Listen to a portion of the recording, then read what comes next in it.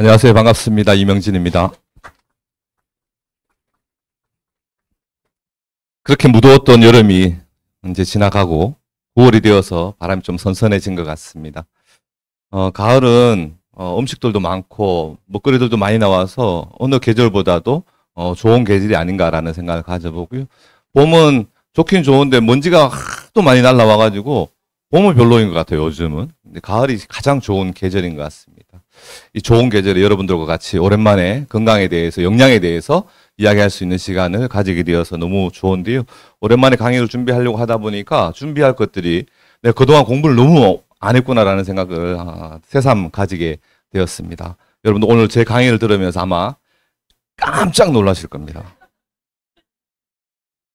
왜 놀랐느냐 하면 배재현 사장님의 강의를 여러분들 자주 들으셨습니다.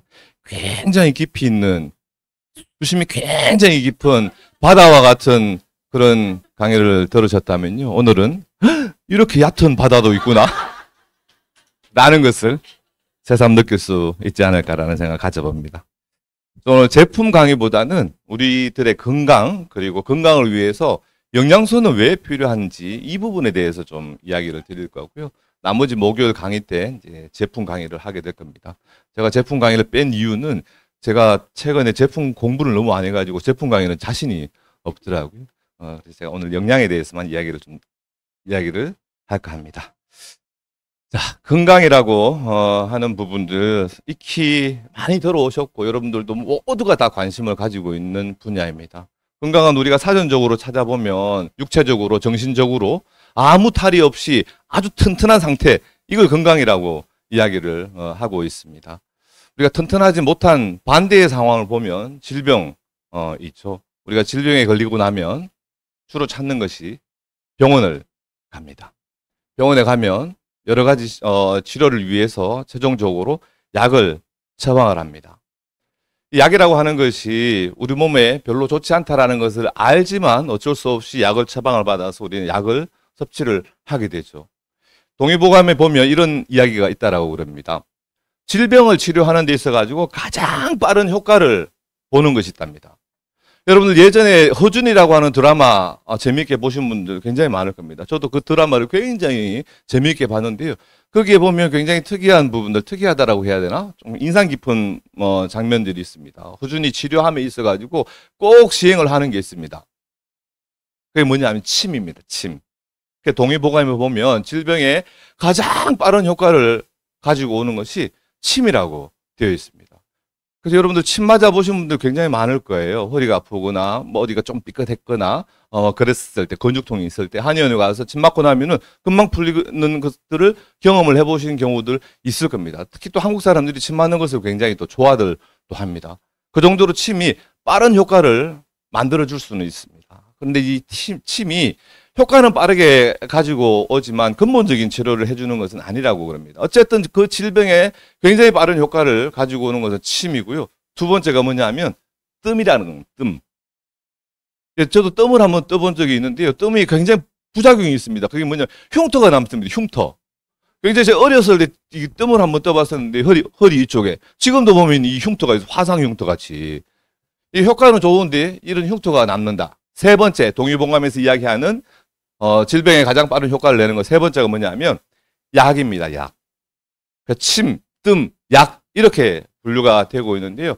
약은 또 세 가지로 분류를 한답니다. 그게 뭐냐면 상약, 중약, 하약.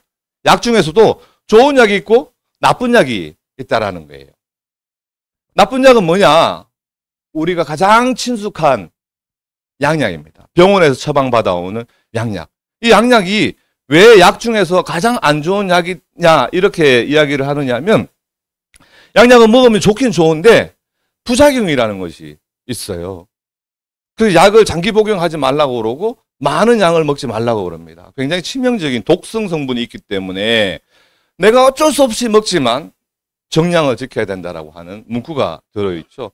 그래서 이 부작용 때문에 약 중에서 가장 안 좋은 약이다 이렇게 이야기를 합니다. 충약은 그럼 뭘까? 충약은 한약입니다. 한약.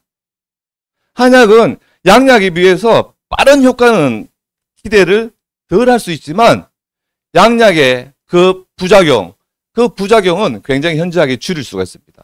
물론 한약도 부작용이라는 것이 있습니다. 그러나 양약에 비해서는 부작용이 훨씬 더 적기 때문에 약 중에서 그래도 중약에 들어간다. 그러면 제일 좋은 약은 뭘까? 맞습니다. 제일 좋은 약은 음식이라고 이야기를 합니다. 우리 입으로 들어가는 이 음식 때문에 우리 몸 상태가 만들어지고 있다는 거 다 여러분들 익히 알고 계실 겁니다. 이 음식이라고 하는 것이 제일 좋은 약이다라는 것은 우리나라뿐만이 아니고 중국도 마찬가지고 의사들의 아버지라고 하는 의성 히포크라테스도 우리 몸은 음식으로 고쳐야 된다라고 이야기들을 하고 있지 않습니까? 그 정도 우리는 잘 알고 있습니다. 좋은 음식이 우리 몸에 굉장히 좋다라고 하는 거. 그래서 옛날부터 이런 이야기들이 전해져 내려오지 않습니까? 밥이 보약이다라고. 그래서 우리는 밥이 보약이다라고 생각하고 밥을 삼시세끼 챙겨 먹으려고 굉장히 노력을 했습니다.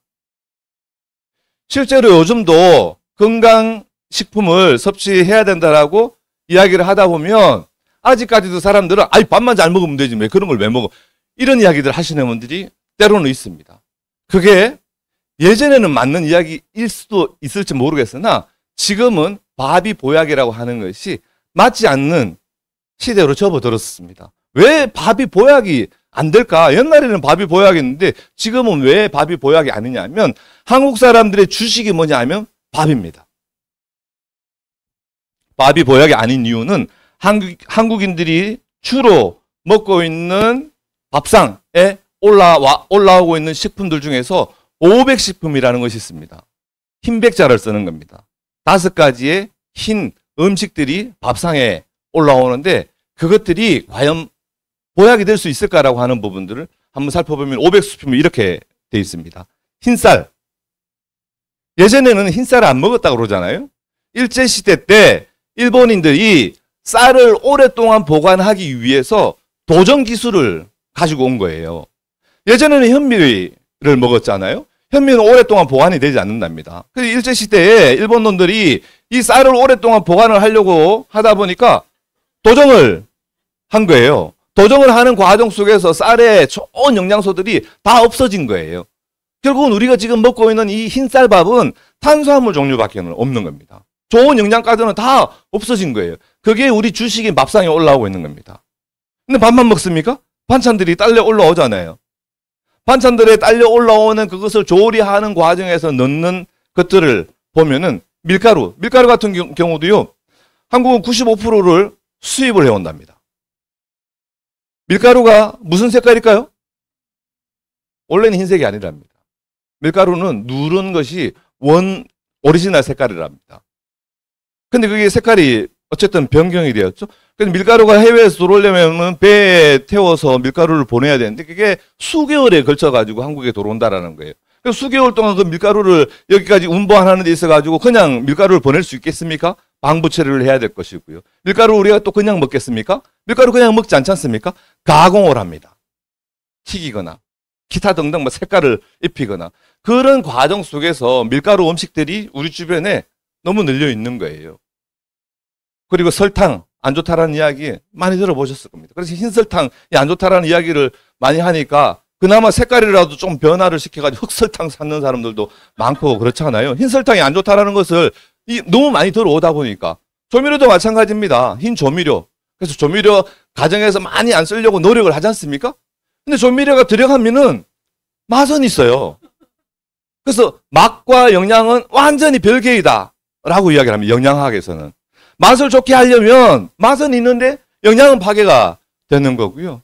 맛은 없지만 먹었을 때 영양가는 몸의 건강에는 좋더라라는 이야기가 있습니다. 그래서 맛과 영양은 완전히 별개로 가는 겁니다. 이게 소금, 흰 소금. 이것들이 우리들 밥상에 올라오는 한국인들의 주식이에요. 근데 이 반반 잘 먹으면 보약이 된다라고 하는 그 생각을 아직까지 가지고 계시는 분들은 그 밥을 먹는 것이 어쩌면 독약을 먹는 거다. 이렇게도 표현을 합니다. 심한 표현으로. 이거를 먹기 때문에. 그래서 밥만 잘 먹어서는 우리가 건강을 유지할 수도 없다는 거 아니겠습니까? 그래서 이 건강이라고 하는 것은 인류가 생겨나서 지금에 이르기까지 사람들의 관심사에서 한 번도 밀려난 적이 없다라고 그러지 않습니까? 아주 옛날 사람들도 건강을 위해서 굉장히 노력을 했다라고 그러고요. 지금도 인생 삶에 있어가지고 가장 중요한 것이 무엇이라고 생각합니까? 라는 질문을 던졌을 때 건강이라고 하는 것은 빠지는 경우가 없어요. 모든 사람들이 건강이 중요하죠. 이렇게 이야기를 합니다. 이 건강을 잃어버렸을 때 옛날에는 신의 노염이다라고 해가지고 막 재물도 바치고요. 막 또 최근에는 막 굿도 하고 그렇지 않습니까? 집안에 조상의 뭔가가 잘못되어가지고 구설을 해야 된다. 그러니까 그렇지 않으면 계속 이 질병의 이 질병의 고통에서 벗어날 수가 없다. 옛날에는 뭐 그런 이야기들을 많이 했습니다. 근데 요즘은 그런 이야기 잘 하지 않죠. 왜냐하면 의학이 굉장히 많이 발전이 되었습니다.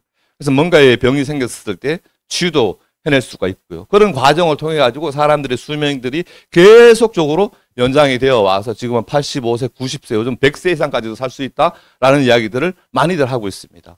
내가 건강한지 건강하지 않은지 여러분들은 어떻게 내 몸을 판단할 수 있을까? 저는 건강이라고 하는 것은 어떤 누구도 내 몸의 건강에 대한 자신감을 가지는 것은 건물이다. 이렇게 이야기를 하고 싶습니다. 아니 나는 건강해. 난 끄떡없어. 이렇게 되면은 건강관리를 하는 데 있어가지고 소홀해진다라는 거예요. 오히려 병원에 자주 다니시는 분들이 오래 살더라 이런 이야기를 하지 않습니까? 그만큼 건강에 대한 관심을 가지기 때문에 그럴 수도 있는 거예요. 한순간에 사람은 확 잘못될 수 있지 않습니까?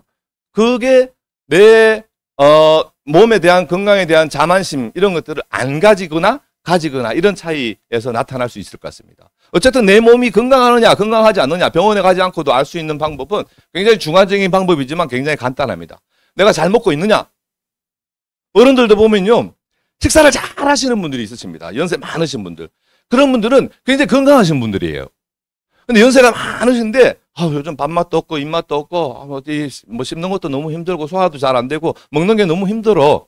이런 분들은 몸에 이상이 있는 거예요. 그래서 그분이 잘 먹느냐 잘 먹지 못하느냐 라는 것만 놓고 보더라도 그분이 건강하구나 건강하지 않구나 라는 것을 알 수가 있는 거고요. 잘 먹고 난 다음에 배설을 해야 됩니다. 여러 가지 뭐 소화 과정을 통해 가지고 찌꺼기들은 바깥으로 내보내야 되는데 먹는 건 먹는데 안 나오는 사람들이 있습니다. 변비. 뭐 며칠 동안 일을 못 보는 분들도 있지 않습니까? 여러 가지 많은 소화 과정을 통해 가지고 찌꺼기들이 다 걸러졌을 텐데 그 찌꺼기들이 나와야 되는데 나오지 않고 내 몸속에 있는 거예요. 그 내 몸속에 있다고 상상을 한번 해보세요. 변비가 있으신 분들. 그게 얼마나 강한 독성을 가지고 있겠냐고요. 그 자체가 잘 싸지 못한다라면은 내 몸이 건강하지 못하다. 지금은 잘 느끼지 못할 수 있어도 계속 뭔가의 공격을 받고 있는 겁니다. 내 몸 안에서는. 잘 놀고 있느냐, 잘 놀고 있다라고 하는 것은 활동력이 풍부하느냐, 운동은 평상시에 잘 하고 있느냐, 이거를 이야기를 하는 겁니다.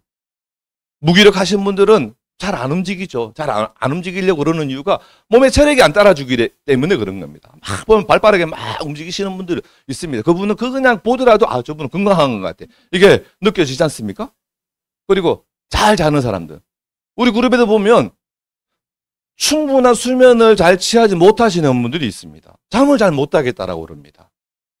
잘 못 자시는 분들은 그 자체로 몸이 건강 상태를 유지할래야 유지할 수가 없는 거예요. 그래서 여러분들이 그냥 병원에 가지 않는다 하더라도 잘 먹고 잘 싸고 잘 놀고 잘 자고 이게 가능하느냐라는 것을 놓고 보더라도 내가 건강한지 건강하지 않은지를 우리는 느낄 수가 있다라는 거죠. 내가 조금 더 전문적인 이 기관을 통해 가지고 건강 상태를 체크하고 싶으면 객관적으로 건강검진을 받아보면 되는 겁니다. 건강검진을 받아보면 외부적으로 이분이 비만이구나 라는 것이 있으면 비만은 곧 질병이다라고 이야기하지 않습니까? 그래서 WHO에서 비만은 곧 질병이다라고 이야기합니다. 비만인 사람들은 수도 없이 많은 질병들을 마치 자석처럼 끌어당긴다라고 그러잖아요. 그래서 우리가 비만이 있는 분들은 외관적으로 보기 싫어서 살을 빼라라고 하는 것도 있지만 건강 상태를 고려하기 위해서라도 반드시 살을 빼야 된다는 거죠. 그래서 몸이 조금 비대하신 분들 병원에 가서 뭔가 진찰을 받잖아요. 그러면은 의사 선생님들이 뭐부터 이야기합니까? 살 빼라고부터 이야기를 합니다. 그게 모든 질병을 가지고 오기 때문에 그런 거죠. 좀 더 몸 내부적으로 가면은 혈액 검사를 한다든지 아니면은 뭐 소변 검사를 한다든지 이런 것들을 통해서 내 몸의 영양 상태도 볼 수 있는 거고, 뭐 암이 있느냐 이런 것들을 볼 수 있는 거고, 이런 부분들을 체크를 해볼 수가 있는 겁니다. 그래서 예전에는 질병이 생겼을 때 치료하는데 바빴지만 최근에 들어서서는 치료보다는 예방하는데 훨씬 더 많은 관심들을 가지고 있습니다. 그래서 여러분들 건강검진센터 가보셨을 겁니다. 건강검진센터 가보면 사람들이 미어 터집니다. 그렇게 많은 사람들이 건강검진을 받는 이유는 내 몸 상태가 건강한지 건강하지 않은지를 수시로 체크해 보려고 그러죠. 실제로 건강검진을 무서워서 안 가시는 분들이 의외로 너무너무 많습니다. 내 몸이 뭔가 이상이 있을지도 몰라. 괜히 건강검진 받아가지고 스트레스 받는 것보다는 그냥 모른 체 하고 그냥 넘어가는 게 제일 편한 것 같아요. 그래서 건강검진을 아예 받지 않습니다. 근데 꼭 받아야 된다고 해가지고 받으러 갔습니다. 받으러 가서 건강검진 그 결과치를 보니까, 걱정했는데 몸이 깨끗하게 나왔네? 그때부터 또 마음이 너무 편안한 거예요. 근데 내가 술을 너무 많이 먹어가지고 나 간이 별로 안 좋을 것 같았었는데 건강검진을 받아보니까 괜찮다라고 그러네? 그때부터 또 부어라. 왜 괜찮다라고 그러니까. 근데 건강검진에서 나오는 결과치는요, 51대 49라고 그러잖아요.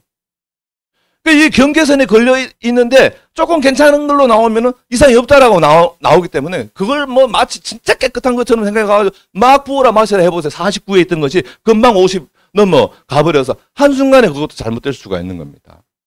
그래서 건강검진도 해보면 도움이 될 수 있을지 모르겠으나 그것을 너무 믿어가지고 거기에 대한 의존하는 것보다는 내 몸 상태를 주관적으로 판단해가지고 건강관리를 하는 것이 가장 좋지 않을까라는 생각을 가져봅니다. 이 질병을 예방을 하고 건강을 지키기 위해서 과연 우리는 어떠한 노력을 하면은 내 몸 상태를 건강하게 유지를 할 수 있을까? 여러분들 건강하기 위해서 뭐 하면 될 것 같습니까? 맞습니다. 여러 가지 많은 생각들을 가지고 있습니다. 여러분들 다 알고 계시는 내용이에요. 첫 번째, 운동입니다. 운동. 모든 사람들이 다 합니다. 건강은 건강할 때 지켜야지. 이런 이야기 다 들어보셨고 다 생각도 동의하실 겁니다. 맞아요. 건강은 건강할 때 지켜야 됩니다. 건강을 지키기 위해서 중요한 거 운동해야지. 라는 생각을 다 가지고 있어요. 그래, 나 오늘부터 운동해야지. 그 오늘부터가 10년 전에도 20년 전에도 30년 전에도 오늘부터 운동해야 되라는 이야기를 하고 있었는데 계속 안 되고 있는 거예요. 안 되는 이유가 우리는 늘 바쁩니다. 운동을 하기 위해서는 시간을 빼야 되는데 그 시간을 빼기가 너무 힘든 거예요. 아침 일찍 일어나서 할까? 아니야. 퇴근하고 저녁에 할까? 아침 일찍 일어나는 것도 힘들고 저녁에 퇴근하고 가려고 하다 보니까 몸이 힘들어서도 또 못 가고 운동은 해야 되는데 계속 미뤄지고 있는 거예요. 정말 건강을 지키기 위해서 운동을 해야 된다는 생각은 가지고 있는데 정작 우리는 운동이라고 하는 것이 계속 밀리고 있는 거죠. 늘 바쁘게 움직이다 보니까. 그러다 보면 여러분들의 건강 상태는 계속적으로 수치가 떨어집니다. 지금은 괜찮다라고 생각할지 모르겠으나 이런 노력을 하지 않는다라면은 계속 여러분들의 건강은 잃어버릴 수밖에 없는 겁니다. 그래서 조금씩이나마 운동을 하려고 노력을 하셔야 되는 거예요. 두 번째, 건강을 지키기 위해서 필요한 거, 충분한 휴식입니다. 숙면. 잘 자야 된다라고 하는 거예요. 인간은 최소한 6시간, 아니면 제일 좋은 것은 8시간은 자야 된다라고 그럽니다. 저는 이 8시간을 지키기 위해서 엄청 노력합니다. 8시간을 꼭 자야 되라고 하는 것을 지키기 위해서 엄청 노력을 해요. 실제로 푹 주무시고 나잖아요. 그럼 몸이 개운하잖아요. 진짜 몸이 막 리셋된 것 같은 그런 기분 느껴보신 적이 있으실 겁니다. 그만큼 우리 몸은 충분한 숙면을 취했을 때 몸이 정말로 가벼워지고 건강하게 느껴지는 것을 여러분들도 아실 겁니다. 근데 이것도 현대인들이 잘 되지 않습니다. 유튜브 보다 보면 1시 되고 2시 되고 또 아침에 좀 늦잠을 자고 싶어도 출근 안 하면 회사에 잘리고 그러니까 이게 계속 반복인 겁니다. 하루에 4시간, 5시간밖에 주무시지 못하는 그런 경우들이 너무너무 많이 생기죠. 세 번째, 건강을 지키기 위해서 필요한 거, 긍정적인 사고방식입니다. 좋은 생각을 하는 거죠. 이게 듣는 입장에 따라서 약간 불쾌하게 될 수도 있을지 모르겠는데요. 제가 이제 이 건강 사업을 오랫동안 하다 보니까 건강이 안 좋으신 분들을 만나잖아요. 특히 암 환자 분들을 만나다 보면 암 환자분들이 암에 걸려서인지는 모르겠으나 과거에서부터 그랬을까? 아니면 암 걸리고 나서부터일까? 이거는 이제 평가는 잘 못했지만 굉장히 예민합니다. 그리고 굉장히 부정적인 분들이 많더라고요. 그런 걸 보더라도 아 정말 이게 우리 몸에 굉장히 많은 영향을 끼치는구나라는 것이 느껴집니다. 그래서 여러분들 많이 웃으려고 노력해야 됩니다. 부정적인 생각보다는 긍정적인 생각을 많이 할 수 있어야지만 우리 몸의 건강 상태를 지켜나갈 수 있습니다. 네 번째, 건강을 지키기 위해서 균형 잡힌 영양입니다. 완전 식품, 골고루 된 영양을 우리는 매일매일 매 끼니에서 섭취를 해야 되는데요. 균형 잡힌 영양 완전 식품이라고 하는 것은 이러한 것을 이야기합니다. 우리 몸에 반드시 필요한 이 영양소들이 함유가 되어 있는 식품들을 우리는 매일매일 골고루 섭취를 해야지만 건강할 수 있다. 우리 편식하지 말자라고 그럽니다. 편식. 왜 편식이라고 하는 이야기가 나왔느냐 하면 이 영양소는 골고루 먹어야지만 우리 몸이 건강해 나갈 수가 있는데 이 중에 내가 좋아하는 거 한 가지만 먹는다라면은 한 가지의 영양소는 우리 몸속에 들어올 수 있을지 모르나 다른 영양소는 부족하기 때문에 이 모든 영양소들은 연결고리를 가지고 있습니다. 하나만 잘 섭취한다라고 해가지고 이게 크게 도움이 되지를 않는다라는 거예요. 골고루 먹어야지만 이게 시너지 효과를 만들어낼 수가 있기 때문에 편식하지 말라고 그럽니다. 우리는 아이들한테 편식하지 말라고 그러는데 실제로 우리의 삶들을 되돌이켜 보면은 어린이들보다도 어른들이 더 편식을 합니다. 우리는 뭐 음식점에 가더라도 내가 좋아하는 것만 시키잖아요. 자, 내가 좋아하지 않는 건 아예 시키지 않습니다. 아이들은 그냥 부모들이 이렇게 해주는 거 이렇게 먹을 수 있는데 어른들은 선택권이 나한테 있기 때문에 내가 좋아하는 거 주로 먹다 보니까 훨씬 더 편식이 심해지는 거고요. 그 편식이 심해지다 보니까 사람들은 이 영양에 대한 부족 현상이 생겨날 수밖에 없습니다. 그래서 이 골고루 된 균형 잡힌 식단을 차리기 위해서는 일식 40찬을 해야 된다고 봅니다. 일식 40찬.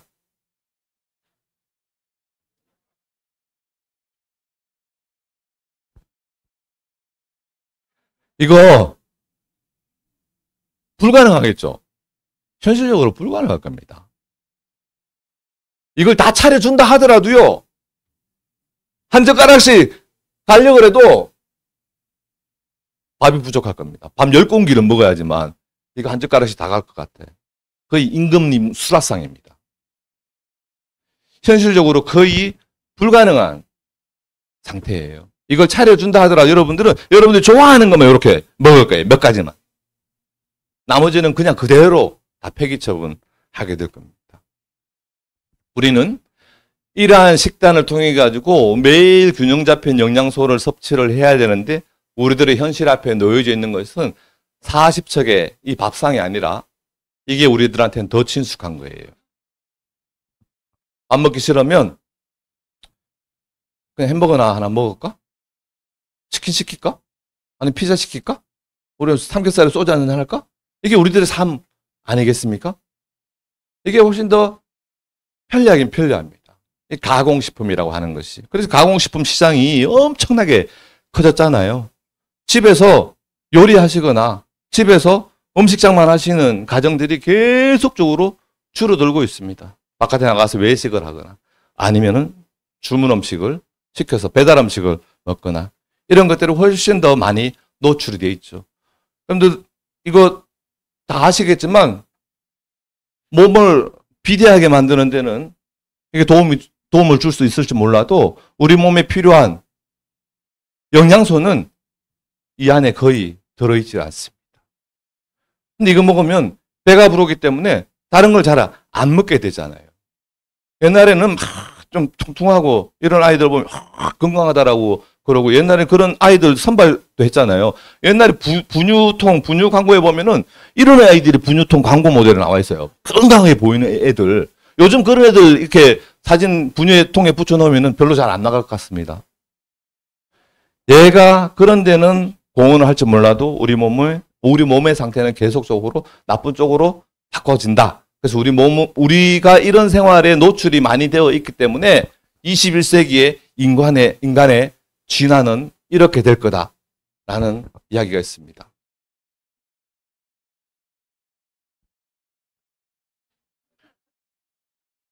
이렇게 인간을 만들어 놨는데 자꾸 이상한 음식에 노출이 되다 보니까 저런 쪽으로 간다라는 거예요. 여러분 현재 어디까지 와 계십니까? 그래서 우리 음식 조절을 잘 해야 됩니다. 우리가 먹는 이 음식뿐만이 아니고 우리들이 현재 삶을 살고 있는 라이프 스타일, 생활 방식을 보면 이것도 굉장히 문제가 되는 것들이 많습니다.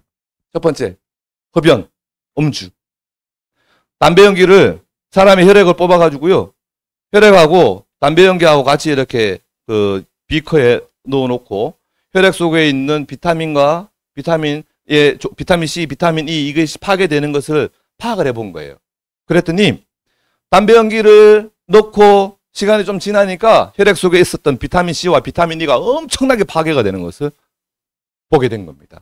그래서 우리가 담배를 많이 피우잖아요. 그러면 비타민 C, 비타민 E, 우리 몸속에 항산화 작용을 하는 것들이 어마어마하게 파괴가 되고 있는 겁니다. 담배 태우시는 분들은 담배를 끊으라고는 말씀드리지 않지만 비타민 C와 비타민 E를 많이 섭취하셔야 됩니다. 왜? 피울 때마다 비타민이 계속 파괴가 되기 때문에 한 대 피우고 나면 비타민 먹고 한 대 피우고 나면 비타민 먹고 이렇게 하면은 흡연하더라도 상관이 없을 것 같습니다. 술 드시는 분들, 술은 드실 때는 좋습니다. 술 많이 드시고 나서 술 깰 때 경험을 여러분 되짚어보면 굉장히 머리 아픈 경험을 해보신 적이 있으실 겁니다. 술을 먹고 나면 알코올이 들어왔잖아요. 그 알코올을 해독하기 위해서 해독하는 과정에서 우리 몸에서 여러 가지 많은 유해산소, 치명적인 유해산소가 만들어진답니다. 술을 깨게 하기 위해서 우리 몸속에서 거기에서 나오는 부산물이 유해산소예요. 유해산소라고 하는 것이 마치 그 미세먼지 날라온 것이 우리 몸을 막 공격하듯이 우리 몸 안에서 그 미세먼지가 막 발생이 되는 거예요. 그것이 우리 몸을 굉장히 공격하는 거예요. 그 술을 먹고 나서 술을 해독하는 과정 속에서 그런 것들이 생기는 겁니다. 그래서 술을 많이 마시거나 담배를 많이 태우시는 분들, 저거 두 개 다 하시는 분들, 그러면 몸이 얼마나 상하겠냐고요. 그래서 술을 끊으라고 말씀드리지 않고요. 담배 끊으라고 말씀드리지 않습니다. 그 대안으로 그것을 파괴하는 영양소들을 많이 공급을 해줘야 된다는 거죠. 차, 커피. 특히 한국 사람은 커피 너무너무 좋아하지 않습니까? 커피도 적정한 양은 괜찮다라고는 하지만 커피에 우리는 너무 많이 노출되어 있습니다. 커피에 중독되어 있는 분들도 너무 많습니다. 가끔씩 스타벅스 이게 차 끌고 들어가서 이렇게 커피 이렇게 타오는 거 있잖아요. 점심시간에 한번 봐보세요. 점심시간에는 거기 들어갈래야 들어갈 수도 없습니다. 저는 막 10분씩 그 차 안에서 그 커피 한 잔 마시려고 줄 서서 그렇게 들어가는 분들 보면, 야, 대단하다. 얼마나 커피가 드시고 싶으면 그 차 안에서 10분 정도를 기다리면서 그 점심시간에 거기서 그렇게 하고 있을까? 야, 저분들은 커피 못 끊을 것 같아요. 담배 끊는 것도 너무너무 힘든데 저 커피 좋아하시는 분 커피 끊는 거는 더더욱 힘든 것 같아. 라는 생각이 들 정도입니다. 그만큼 우리들은 커피, 차 이런 종류들이 많이 노출이 있죠. 차도 요즘은 뭐 좋은 차들 많이 나와 있습니다. 루이보스 차를 많이 먹으면 몸에 좋다라고 그러고 하는데 예전에는 차 종류, 한국에서 차 종류 중에서 녹차 많이 드셨잖아요. 녹차도 몸에 좋다라고는 이야기를 합니다. 근데 녹차 중에서 약간 떫은 맛 나는 게 있습니다. 떫은 맛. 녹차를 마셔보면 좀 텁텁하고 좀 떫은 조금 질이 떨어지는 녹차를 먹으면 그게 들어있는 성분이 탄닌이라고 하는 성분이 있습니다. 떫은 맛을 내는 것이 탄닌이라고 그러는데 그 녹차를 많이 마시면 탄닌이 몸속에 들어와서 탄닌이 어떤 역할을 하냐면 몸속에 있는 칼슘을 잡아가지고 같이 나가는 거예요. 그 녹차를 많이 마시잖아요. 그럼 몸속에 있는 칼슘을 같이 가지고 배출을 해내는 겁니다. 그래서 어느 정도 적정한 양까지는 상관이 없겠지만 너무 과도하게 차나 커피 종류를 많이 마시면 우리 몸속에 있는 영양분을 많이 파괴를 해나간다라는 이야기를 합니다. 그리고 얼마나 많은 스트레스에 노출이 되어 있습니까? 열 많이 받지 않습니까? 화병, 스트레스 화병이라고 그럽니다. 화병하면 나면요, 정말 이게 몸이 컨트롤이 안 됩니다. 기침도 굉장히 많이 합니다. 가슴이 답답하니까 재채기 막 합니다.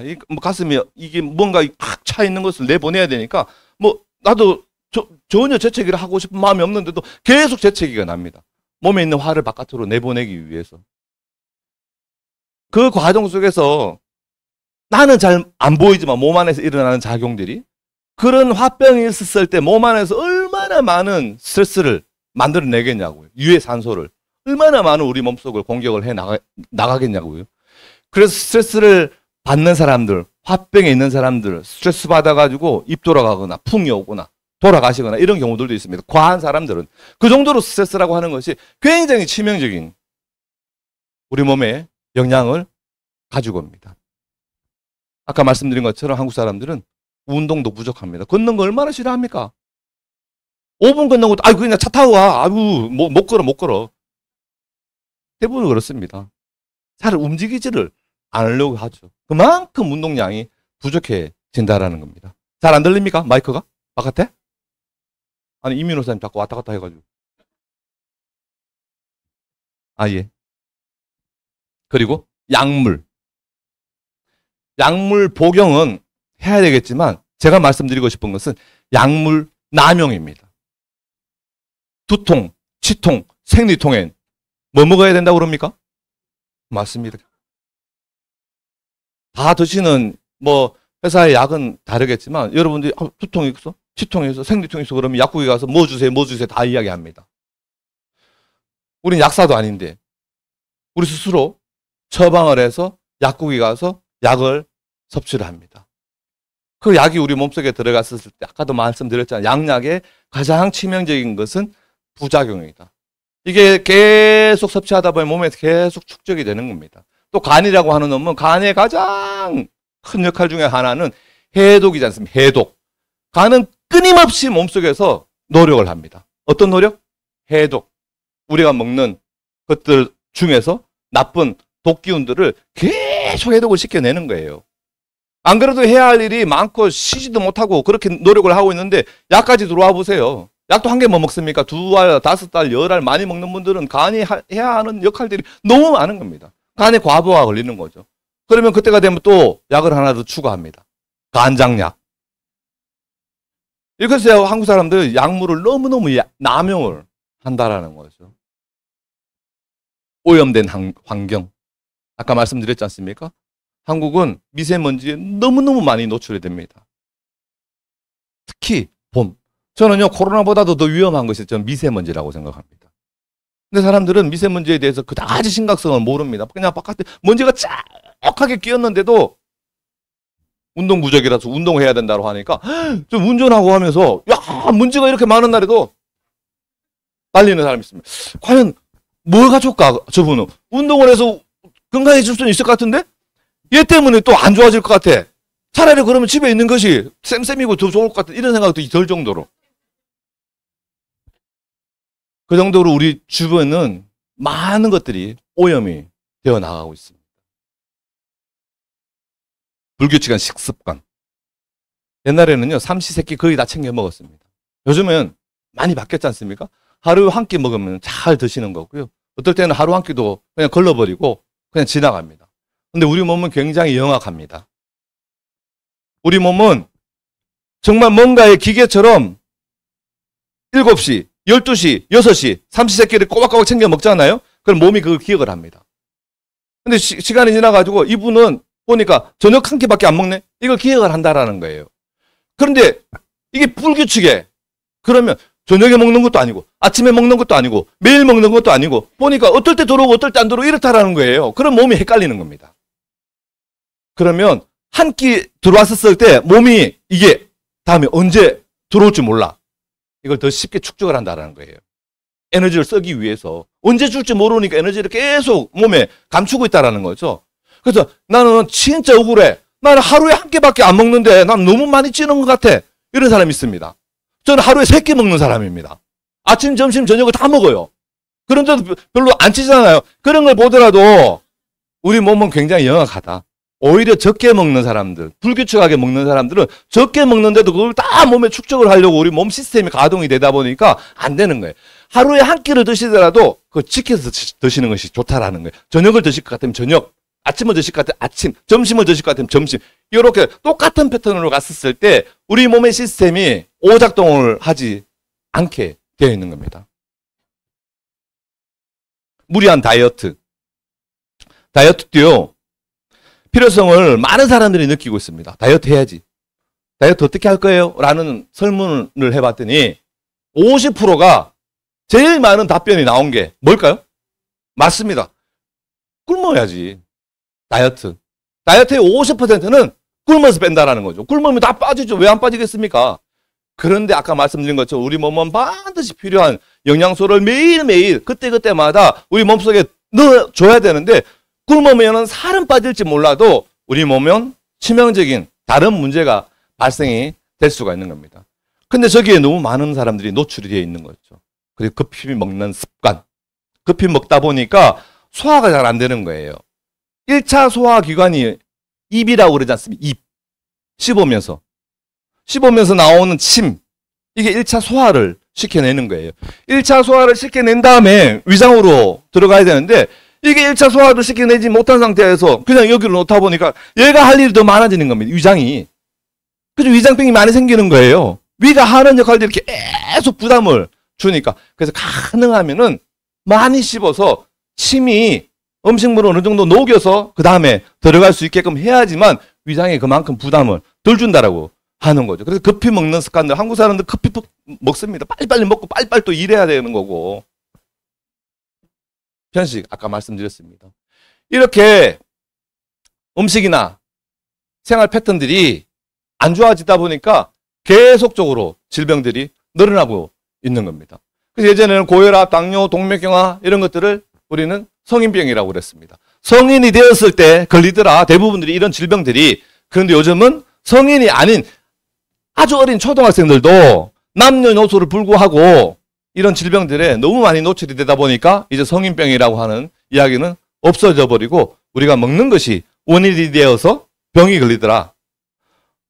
또는 우리가 먹는 것뿐만이 아니고 생활 패턴들이 잘못되었기 때문에 식생활 습관병이다. 이렇게 이야기를 하는 거죠. 그만큼 우리는 모든 사람들이 식생활 습관병에 노출이 되어 있습니다. 쉽게 고혈압이 생길 수 있고 당뇨가 생길 수 있고 동맥경화가 생길 수 있고 심혈관 질환이 생길 수도 있고 소화기 계통의 질환이 생길 수도 있고 여러 가지 질병들이 쉽게 노출이 되는 거죠. 그래서 끊임없이 우리는 질환들에 노출이 되고 있고 수도 없이 많은 듣도 보지도 못한 질병들이 엄청나게 많이 생겨나고 있습니다. 옛날에는 진짜 들어보지도 못했던 질병의 이름들이 얼마나 많습니까? 이게 아주 특이하게도 의학의 발전, 과학의 발전으로 인해 가지고 사람들의 수명은 계속적으로 늘어났지만 그 이면에 없었던 질병이라기보다 이게 무슨 질병이다라는 것이 계속 밝혀지고 있기 때문에 질병, 질환의 종류들이 계속적으로 늘어나고 있는 겁니다. 옛날에 임금님들도 뭐 20세, 30세밖에 못 살고 돌아가시는 분들이 허다하셨잖아요. 그분들이 지금의 의학 기술이라면 그분들 그렇게 안 내버려뒀을 거예요. 오랫동안 장수할 수 있게끔 했을 겁니다. 근데 의학의 발전으로 인해 가지고 우리가 수명은 계속적으로 늘어났지만 암 환자도 계속 늘어나고 있습니다. 옛날에는 암 걸리기 전에 이미 돌아가셨습니다. 60세 이전에 대부분들이 돌아가셨는데 요즘 60세 이후에 암 환자들이 많이 생겨나지 않습니까? 오래 살다 보니까 이게 자꾸 몸에 뭔가가 이상이 생기면서 나중에 질병들이 계속적으로 생겨나는 거죠. 그래서 우리가 의학 기술은 눈부시게 발전을 했는데도 불구하고 환자들의 숫자는 지속적으로 늘어나가고 있습니다. 이 환자들의 숫자가 왜 이렇게 많이 늘어날까? 의학은 너무너무 발전이 되었고 병원에 가면 질병이 있는 사람들도 고쳐서 이제 퇴원하세요 이렇게 하고 있는 판국인데도 끊임없이 환자는 늘어나고 있습니다. 병원에 한번 가보세요. 진료 한번 받기가 하늘의 별 따기입니다. 특히 대학병원에 가면요. 진료 한번 받는 것은 빠르면 한 달 내에 진료 예약을 받을 수 있지만 길면은요 6개월 후에 1년 후에 오라고 그럽니다. 그만큼 환자들이 많이 늘렸다라는 거예요. 병원은 계속적으로 늘어나고 있는데도 불구하고 감당이 안 될 정도로 환자들의 숫자들이 엄청 늘어나고 있습니다. 이렇게 환자들이 늘어나는 이유는 면역입니다. 우리 몸을 스스로 지킬 수 있는 면역력이 계속적으로 떨어지고 있기 때문에 그런 거예요. 우리 몸을 스스로 보호할 수가 있고 우리 스스로 고칠 수만 있다라면은 환자들이 줄어들 수가 있을 텐데 우리 몸은 언젠가부터 우리 몸을 스스로 방어할 수 있는 면역 기능들이 떨어지고 있더라. 미국 같은 경우에 보니까 예전에 비해서 이 면역이 30%는 떨어져 있다라고 이야기를 합니다. 그런데 더 안 좋은 소식은 요즘은 매년 1년에 한 번씩 3% 정도의 면역력이 감소가 되고 있다는 거죠. 그럼 10년만 지나보세요. 지금도 30% 정도가 옛날에 비해서 감소가 되어 있다고 그러는데 지금부터 10년 더 지나면 지금부터 또 30%가 감소가 되어 있는 겁니다. 그럼 옛날에 100%를 봤을 때 50% 밑으로 면역력이 떨어진다라는 거예요. 그러면은 조금만 공격을 받는다 하더라도 우리 몸은 이상이 생길 수밖에 없는 겁니다. 그러니까 수도 없이 많은 환자들이 생겨날 수밖에 없는 현재에 살고 있는 겁니다. 이 면역력이 이렇게 많이 떨어지는 이유는 도대체 어디에 있을까? 면역력이 떨어지는 이유는 영양소 함유량의 현저한 저하 때문에 우리 몸에 들어와야 되는 균형 잡힌 영양, 완전 식품이 우리 몸에 들어오지를 못하기 때문에 우리 몸을 보호할 수 있는 면역 기능이 계속적으로 떨어지고 있는 겁니다. 이 답이 면역력에 관련이 되어 있다라고 너무 크게 부풀려서 이야기하는 거 아니냐 이렇게 생각하실 수도 있는데요. 사람이 만들어지는 그 과정을 한번 보겠습니다. 사람이 만들어지는 과정. 사람은 정자세포와 난자세포, 세포 한 개와 세포 한 개가 만나서 얘가 시작이 되는 거예요. 세포 한 개, 두 개가 만나가지고 100조개를 만들어내는 겁니다. 이게 계속 분열되고 분열되는 과정 속에서 뼈도 만들고 간도 만들고 심장도 만들고 계속 이렇게 되는 거예요. 정자세포와 난자세포 두 개가 만나가지고 분열되면서 이렇게 조직을 만들어 나가는 겁니다. 간, 심장, 뼈 이렇게. 그런데 이것을 분열하는 과정 속에서 뭐가 필요하느냐 하면 영양이 필요한 거예요. 그래서 우리 임신한 임산부들이 잘 먹어야 된다고 그러잖아요. 사람이 만들어지는 것은 결국은 내가 먹는, 우리들이 먹는 것 가지고 사람이 만들어지는 거예요. 그래서 우리가 매일 이 피부도 계속 바뀐다고 그러잖아요. 피부도. 지금에 있는 피부가 어제의 피부가 아니라고 이야기를 하지 않습니까? 이게 새로운 피부들이 계속 만들어지는데 얘는 뭘로 만들어질까? 결국은 우리가 먹는 걸로 얘가 만들어지는 거예요. 결국 우리 몸을 보호하는 이 면역도 우리가 먹는 걸로 이 보호를 시킬 수가 있는데 우리가 먹는 것이 너무 부실하다라는 거죠. 잘못된 것을 너무 많이 먹다 보니까 우리 몸을 보호할 수 없는 거예요. 그래서 영양이 계속적으로 이렇게 부족하다 보니까 우리 몸을 지킬 수 있는 능력이 계속 떨어지고 질병들은 계속적으로 늘어나고 있는 거예요.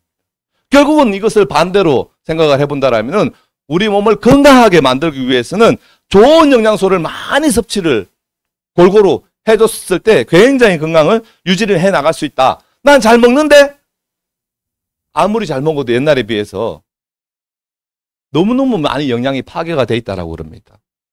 옛날 똑같은 음식이라 하더라도 지금의 음식과 옛날의 음식에 들어있는 함유되어 있는 영양소의 성분들은 굉장히 많이 파괴가 되어 있기 때문에 요즘은 잘 먹는 것 같아도 그것이 제대로 먹는 게 아니다라는 이야기들을 많이 합니다.